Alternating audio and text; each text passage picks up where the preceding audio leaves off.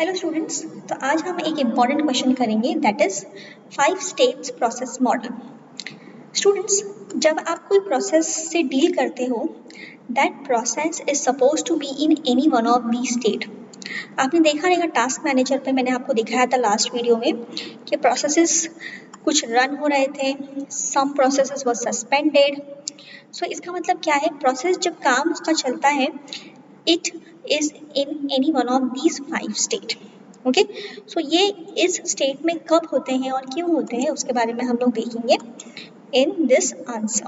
Okay, so first of all new, as soon as a new process gets created, जैसे ही आपने कोई नया एप्लीकेशन स्विच ऑन किया या तो सिस्टम ने कोई नया प्रोसेस इन्वोक किया, so that new process gets process control block. Students, process control block के बारे में हमने लास्ट वीडियो में डिटेल्स देखा था। इसका एक एग्जाम्पल देती हूँ मैं। जैसे आप एडमिशन के लिए आते हो, आपको क्या मिलता है, you make the payment, you get the receipt, you get the I card, ये सारी फॉर्मेलिटीज कंप्लीट होती है। बट लेक्चर्स आपके थोड़े देर बाद चालू होते हैं, आफ्टर फ्यू डेज। फिर एग्जाम उसके बाद होता है। Okay, so on the day of admission you only get the I card and the receipt and the details related to the admission. So similarly, as soon as a process gets created, they have been assigned with a data structure called as process control block. ठीक है, जैसे ही new state properly execute हो गया, the process will be sent to the ready state. अभी ready state में कौन आ सकता है? रेडी स्टेट में वही प्रोसेस आ सकता है जिसके पास सारे रिसोर्सेज अवेलेबल है। सारे resources means all the input output devices which is needed by the process are available. If there is any memory requirement, that is available. So all the resources which is needed by the process, if it is available, we can send that process to a ready queue.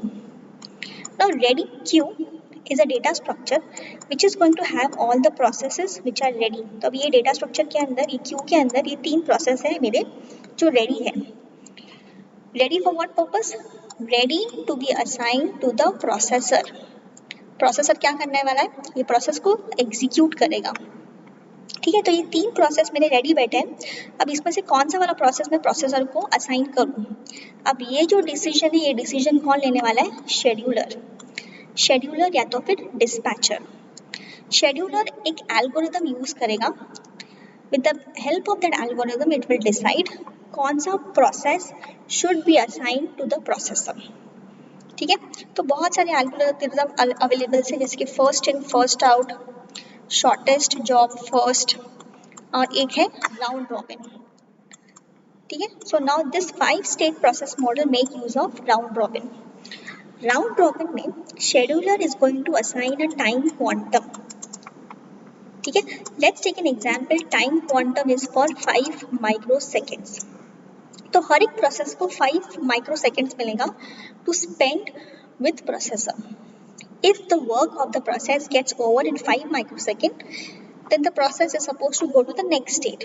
But अगर काम नहीं complete हो रहा है 5 microsecond में और time out हो जा रहा है, तो process is supposed to come back to the ready state again. Okay, तो scheduler will assign one process to the processor depending upon which one came first, and it will be given a time quantum value.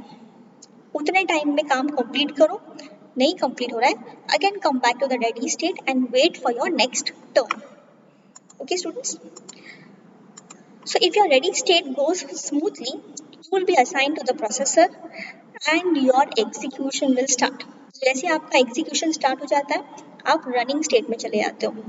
Okay, उसके बाद क्या होगा, if everything goes smoothly, process को processor मिल गया है, उसका काम कंप्लीट हो गया टाइम क्वांटम के अंदर, तो वो एग्जिट स्टेट में चला जाएगा। बट कभी कभी क्या होता है, उतने टाइम क्वांटम के अंदर काम कंप्लीट नहीं होता है और टाइम आउट हो जाता है। Then the process is supposed to come back to the ready state and wait for the next turn. अब एक और स्टेट है student, block state. Let me explain this block state with the help of an example. Let's say there is a process for printing. ये printing का एक process है जो start हो गया है। ठीक है, इसको processor भी मिल गया है, processor ने इसका काम चालू कर दिया। ठीक है, after few seconds realize हुआ कि printer is not having papers in it, printer के पेपर्स खत्म हो गए, मतलब printer is not ready. Okay, so if printer is not ready, this process is also not ready. तो प्रोसेसर उसका wait नहीं करेगा. Processor will not wait for the print process to get the printer ready. Processor directly उसको switch कर देगा in the block state. So जो print process है वो ब्लॉक स्टेट में चला जाएगा unless and until the printer gets ready.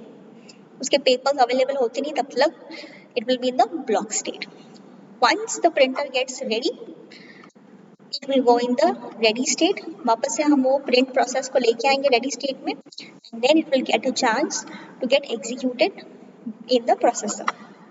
Okay, so student, I hope ये आंसर समझ में आया है. This is one of the important question. Okay, and I hope you have understood it. चलो, बाय.